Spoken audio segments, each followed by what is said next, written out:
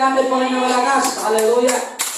Kaya excited tayo na Isa na lang.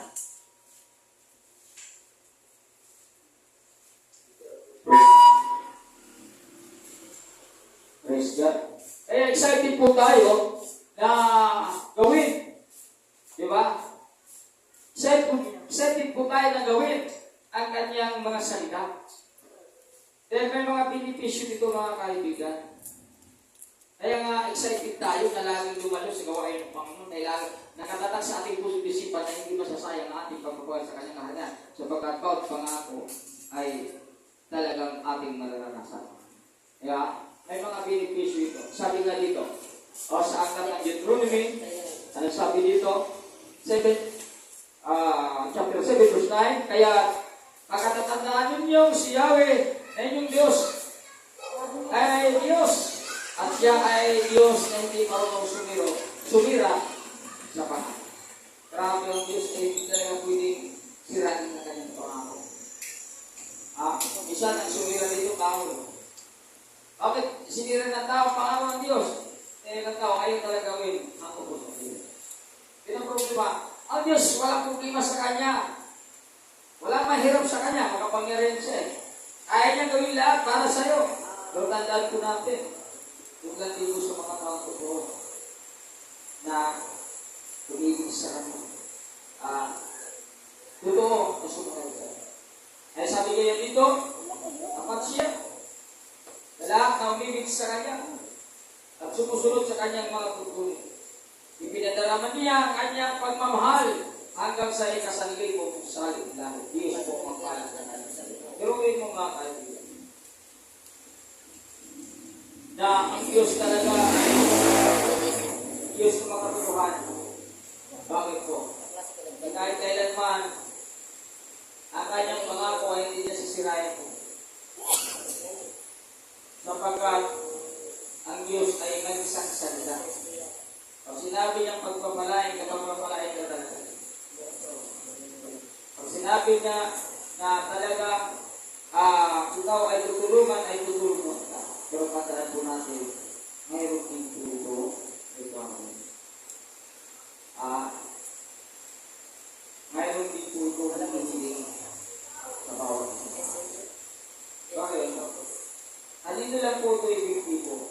Kanino lang po yung paparanas ng ito sa lahat ng umibig at sumusunod sa Kanya? Kanino lang? Yung mga umibig, sa mga sumusunod.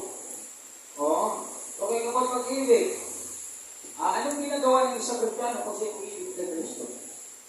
Di ba? Sino nakakala? Kung ano po ang gagamitin kong talata para ipakita ko sa Diyos na totoo ang aking pagmamahal sa Kanya, para mag-benepisyo ako doon sa pangako ng ating Panginoon. Ibang totoo umibig? Ang umibig na totoo ay ang ng ating buhay para sa mga tao, sa ating mga kapatiran. Diba? Kailangan ko ang pinatutuhanan ng Panginoon na tunay ng pag-ibig ay nandun ang Kanyang buhay para sa lahat. Kaya hindi din natin sarili para sa ating mga kapatiran. Una 1 chapter 3 verse 10. So once ihatid natin ang ating buhay, kaibigan, hindi rin mga dito natin, sila mabuhay kay Kristo, dapat ayaw ang masakripisyo. Kasi ang ating Panginoon nabuhay tayo para sa Kanya, namatay ang Panginoon para sa bawat isa. Kaya sa ating buhay, kung gusto natin maging epektibo ang ating pagmamahal sa Panginoon, ano man ang kita sa ating pangit na katangian, patayin po natin yan. Kasi kung ating kapangit katangian at lagi natin itong binubuhay at hindi natin yung pinapatay, hindi makatotohanan ang ating pagmamahal sa ating Panginoon. Patayin natin ang katangian na hindi maganda kung gusto natin mahalin ang Panginoon ang may katotohanan.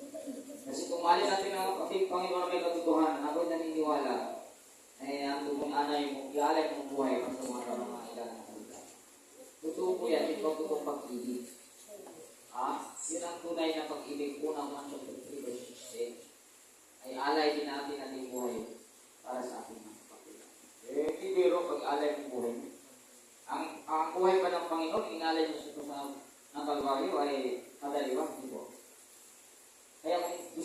ipakita natin itong pagmamahal sa Panginoon. Ang kaibigan, hindi din pero napakaganda ng mga surprise yan. Mamaya pag-aralan po natin. At sumusunod sa kanyang mga tutunin. Ibinarawan niya ang kanyang mga pagmamahal at yung sa ikasali mo. Pero ino ito, gaano magandang pabor sa mga tao buong higit at sumusunod sa kanyang tutunin. Kaya mga kaibigan, kung mayroon mo tayong susunod, ay bago ba ng Panginoon? Kung mayroon mo tayong hindi mahalin ang ating Panginoon, hindi mo kanyang pangako dito na ating mararanasan pagdating ang tatagpuan. Pero habang hindi pa natin naranasan, makipagbunod tayo. Makipagbunod tayo, huwag kang papayag na habang tayo nakukuha sa mundo ito, na wala tayong pangarap na makuha ang pangako ng Panginoon sa bawat pusa. Oo, mahirap ang sumunod. Pero kung tayo po ay nagtitiwala sa ating Panginoon, ay tutulungan ng Panginoon. Ay ang mga taong nagtitiwala na sa provision ng Kristo sunod ang kaluban ng Panginoon, ay gusto ng mga Kristiyanong maranasan ng pangako ng ating Panginoon. Kaya sa ating paglilingkod, mangarap at maranasan natin ang pangako ng Panginoon. Para mayroon kang sakripisyo bilang tunay na mahal ng ating Panginoon. Una natin pag-aralan na kaibigan, mayroon po tayong aning na bagay na pag-aralan dito. Ano po ayun na gumagana kung ano? Ayun na bumabag. Gilid. Ito na lang. Ito. In obedience, mga minamahal. Awit 128 verse 4. Ang sino man, kung si Yahweh, kung puso sa tubig, buhay niya sa mga nagtatalo. Iba yung natin gustong buhay. Unlad tayo sa spiritual. Unlad tayo sa paglilingkod sa Panginoon. Unlad tayo pagdating sa gawain ito. Unlad tayo pagdating sa karera ng Panginoon. Gusto natin lagi din pagpapalain. Di ba yun ang gusto ng tao? Di ba? Kasi kung sa sarili mo, ayaw mong tapos lagi. Ayaw mong masugatan lagi. Ayaw mong masaktan lagi. Dahil gusto mo, lagi kang pagpapalain. Gusto mo, una ang buhay mo. Pero ano requirements yan? Ano requirements yan? Malinaw. Susundin natin. Kung pusong susundin. Buo. Hindi kalahati yung iba, maraming Kristyano, kalahati yung pagsunod. Maraming Kristyano, 1-8 nga lang pagsunod, 3-4 lang pagsunod. Kinahanap dito, buo. Kasi hindi biro ipaparang na sa Diyos sa'yo. Unad ka, at laging, pag sinabing laging pagpapalain, it is abundance blessing. Package ito na magpapala. Kaya sa ating kapanahonan ngayon, kung hindi pa package sa pagpapala nating karanasan, magpatuloy ka. Magpatuloy ka, makipagbaka ka, magpapagpuno ka, magsakripisyo ka, mag-feast ka. Dahil hindi pa kumplito pagpapala na yung naranasan. Lagi mo lang sundin ng kung puso ang kalooban ng Panginoon. Ito ang mangyayari sa'yo pagdating ng panahon. Di ba lugi ba yung pagsunod sa kalooban natin? Hindi lugi. Sayang ba pagsunod natin sa kalooban ng Diyos? Hindi sayang. Yung ating pagtitis at sakripisyo na walang saysay ba? Hindi po. Minsan na walang saysay dahil tumigil ang tao, tumigil ang Kristiyano, dahil nadaya. Bakit siya nadaya? Dahil hindi siya babay sa pagbasa ng Biblia. Kaya madaya ka talaga. Gusto natin maranasan ito balang araw, magpatuloy ka na may kagalangan kahit mayroon ka pinagdaanan na hindi maganda. Kasi buong puso ang hinahanap Diyos. Ang kaibigan, hindi din ang buong puso, pero ganda naman ang hinahanap. Iba rin ang gusto natin, lagi, uunlad, buhay natin iunlad at lagi pagpapalad. Ito yung gusto ng tao na yan. Kaya ngayon, trabaho dito, hanap dito. May gusto niya pagpapala, pero susi lang pala dyan. Ano susi? Hindi mo yung langit. Bubuto mo susi ng Diyos. Ilang ka lang susi. Bakit? Pag pupuso mo susi ng Diyos, makapangyayan ng Diyos, walang sino sa kanya, lahat ay kaya niyong gawin. Lahat kaya niyong pigay sa iyo, basta pupuso natin sa susi. Huwag kalahati. Huwag 3-4. Buo ang hinahanap niya. Kasi kung kalahati, 3-4, ang ating gagawin, wala pa rin mangyayari sa atin. Kung naman ako, pastor bakit hindi nangyayari sa akin yan? Kumusta pagsunod mo? Tingnan mo pagsunod ko. Oo nga naman. Pagsunod ko pala ang problema. hindi ang Panginoon. Di ba? Kasi minsan nagreklamo tayo, pero yung ating palang ginagawa, hindi karapat tapos sa pagpapala ng Panginoon. May handa. Minsan nabubulit tayo minsan. Napagod na nga ako, pastor eh. Hirapan na nga ako eh. Oo ba, maganda na yan. Pero po ba, talagang pinapakita ng pagod? Grabe, di ba? Kasi pag po yan, posible naman, babalikin natin siya. Minsan kasi kung i-update natin ang iyong ngayon, minsan ang hinihintay natin, walang lang. Di ba? Ay malayo sa katotohanan na makuha natin yung laging pagpapalain. Pero ito, ibibigay siya laging pagpapalain, pero napakatindi po ang hinahanap na sa akin. Kaya kaibigan, kung gusto natin itong maranasan, makipagtulong ka talaga. Ha? Kung gusto natin, nasa atin naman yan eh. Tayo binigyan ng nakalayaan ng Diyos. Kung ito'y gawin natin, ay gagawin din ng Diyos ang gusto mo. Kasi ginagawa natin ang ibigay na sa atin. Pangalawa, in humbleness. Promise niya dito sa mga kapagpapababa. Sabi niya 23, Matthew 23 verse 12, ang nagmamataas ay ibababa, at ang nagpapakubaba ay itataas. Kaya, huwag tayong magmarunong talaga. Huwag tayong magmamagaling. Ang gagawin dito lagi ay yung pagpapakubaba. Kasi, pag tayo nagpapakubaba talaga, alam mo, sabihin ko lang sa iyo, ito nagpapakubaba. Yung mga tao lagi sinuturo sa salita. Hindi nila yan i-snap. Hindi nila yan i-ignore. Bakit po nagpapakubaba sila? Kanino sa Panginoon? Sa tao ka magpapakubaba.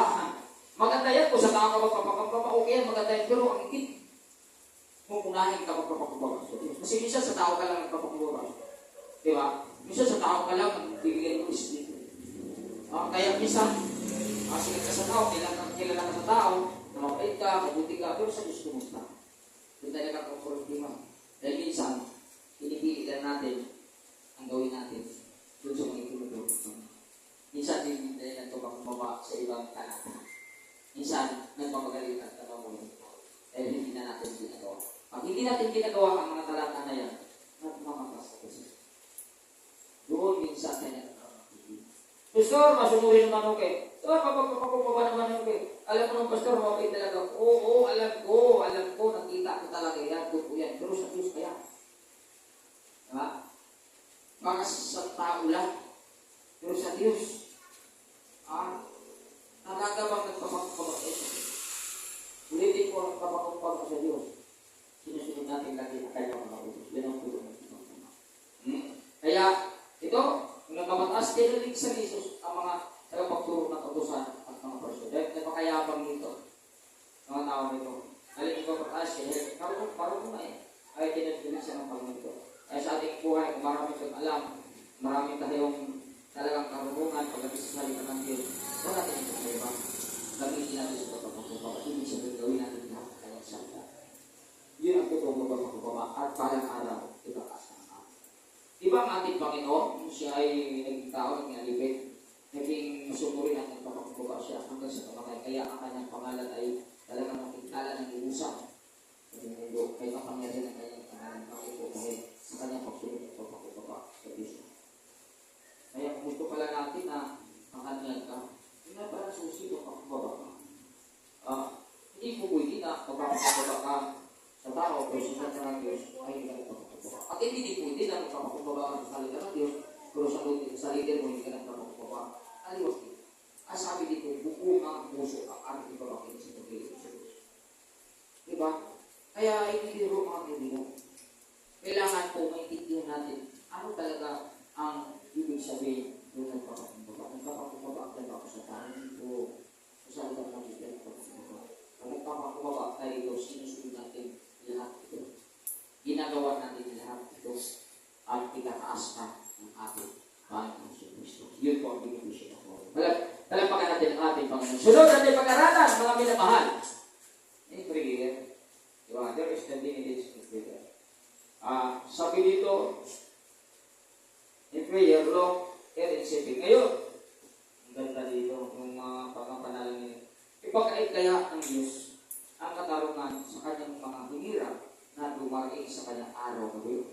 O anong klaseng panalangin hinanap dito? Araw-gabi. Parang ipagbabasa ng Biblia, araw-gabi. Panalangin din, araw-gabi. Bago ka kumilos sa umaga, manalangin ka. Pag-isip pa lang sa umaga, ang Panginoon na dapat ang naalaala mo na nanalangin ka. At pagkatapos mo, sa mag-araw, at bago ka matulog, yun na din, manalangin ka. Pagkatapos mo matulog, pag-isip mo sa umaga, manalangin ka. Before ka matulog, manalangin ka. Umaga at gabi. Sabi nila, sila'y kaya paghihintayin niya na pero ikaw, pag-araw gabi ka na nanalangin. So mayroong assurance na makuha mo ang gusto. Kaysa hindi ka marunong manalangin. Ay napaka-importante sundin natin itong araw na sinabi. Di ba? Kaya ang gawin natin, kung gusto natin talaga mag-benepisyo doon sa panalangin naman. Oo, kung hindi naman tinugon ng Panginoon, pero araw-gabi kang nanalangin, sinilalakaran mo ang talatang ito. Imposible naman, Lord, yung talata na itinuturo mo sa akin. Aklat ng Lucas 8:7, ginawa ko, Panginoon. Maalaala ng Panginoon, tinuro ko pala ito. So, wow, hindi mo sa Panginoon. Sapagkat talagang nagawa ko yung panalangin na itinuturo siya. Kasi ang tao, ang dami nang itinuturo ng Panginoon, ang dami nang itinuturo, ang dami na instruction ng Panginoon, ayaw na magawin ng tao. Pero gusto ng tao na maranasan niya ang Panginoon Kristo. Kaibigan, hindi mangyayari. Wala ang mangyayari sa atin kung hindi natin sinusunod ang kanyang. Pero kung sinusunod natin, panatag. Mayroon kang kaya excited ka. Bakit sinusunod mo Lord, sinusunod ko, nilalakaran dito. Simple naman, Panginoon, na baliin mo ang iyong mga pangako. Hindi ganun. Ang tao hindi baliin, pero ang posible ito. Kasi sabi ka sa aklat ng Rima, sige, tayo po ay pinagpapala ng Diyos bagay sa ating mga ginagawa. Bantay sa ating pangungay, siya po ang bibigay ng pagpapala. Bantay sa ating ginawa, siya po ang bibigay ng pagpapala. Ay, pag ginagawa natin ang kanyang salita, isa na buhay natin ang kanyang salita tungkol sa panalangin, sigurado maangkin mo ang gusto sa iyo. Sila kayo pagpiliin tayo niya. Pero kaya, asahan mo na may gagawin natin sa buhay. Sinong nangalangin dito, ang pinanimag, Hebrew chapter 5:7, ang ating Panginoon. Sabi niya dito sa Hebreo, di ba ba? Natutuhan na yata kayo dyan. Natutuhan na lang. Kini kayo dito. Dito kayo. Huwag kayo natutuhan mo. Dito kayo. Hindi nyo na sundan yung monitor Natutulog na lang yata kayo dyan. Hebreo chapter 5:7. Sabi dito, nung Jesus ay namumuhay parito sa lupa, anong ginawa niya? Siya ay nananalangin at lumuluhang at iusap ko. Ito rin. Iyan siya. Kaibigan, ito po ang kanyang itinuturo. Buong puso. Ang buong puso is talaga ang paglingkod mo sa kanyang iyan. At dahil dyan, anong ginawa? Ang iusap sa Diyos na makapagligtas kanya sa mga tayo. Ang pininig siya ng Diyos. Dahil lubusan siya na pakumbaba. Yung iyak na, panalangin mo na pakumbaba ka sa atin. Diyos sa mga. At doon ang Diyos tumikilos at magmamalang sa iyo. Ay kaibigan, unawain natin. Nang panalangin pala ay hindi biro. Kailangan talaga ang pag-iyak para makita ng Diyos ng buong puso tayo na lumalapit. Hindi tayo nagbibiro sa ating paglapit sa hindi tayo nagbibiro sa ating mga kaibigan. At pag makita natin sa ating puso, tama ang ating panalangin. Pinaniniwala, hindi tayo ng ating Diyos kung ano po ang ating kailangan. Palapakan natin ang ating panalangin. Hallelujah. Diba? Napaganda ang ating panalangin. Yan ang nagbibigay ng halimbawa dito. Hindi pa tayo matakot yan. Siya ang bibigay ng halimbawa. Hindi pa tayo magiyak. Ang iyong Panginoon, Diyos na siya, pero ginawa ko na lang. Kaya kumusta. Diba? Dapat, sabi ka na kanina, mayroon na tayong kapangyarihan na ibinigay mo na sa Panginoon, kaya panalangin madali na lang yan. Kailangan gagamitin natin sa panalangin ng Panginoon, hindi naman sa atin, hindi sa Panginoon. Lord, yung kapangyarihan mo nataglay ko, gagamitin ko ngayon, dahil mananalangin ako. Bakit mo nasigaw anak? Dahil kinakamatan naman ako. Diba? Panalo ka. Pero kung wala kang ginabakit na gano'n, wala kang sandata. Ay wala kang sandata, tapos talaga. Ang kaibigan, dahil natin kung aralan ganito.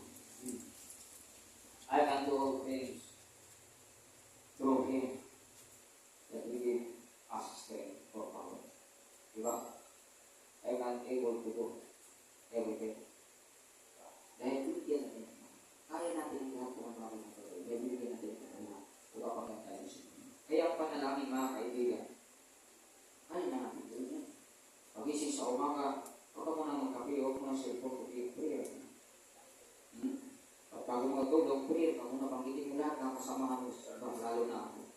Banggitin mo, Pastor mo, Lord, pagpalayan sa Pastor, Lord, banggitin mo ako, Lord, pagpalayan mo sa Sabaya. Di ba, gano'n? Para hindi talaga kayo magtatapos sa akin. Diba? Hindi naman susi mga kaibigan.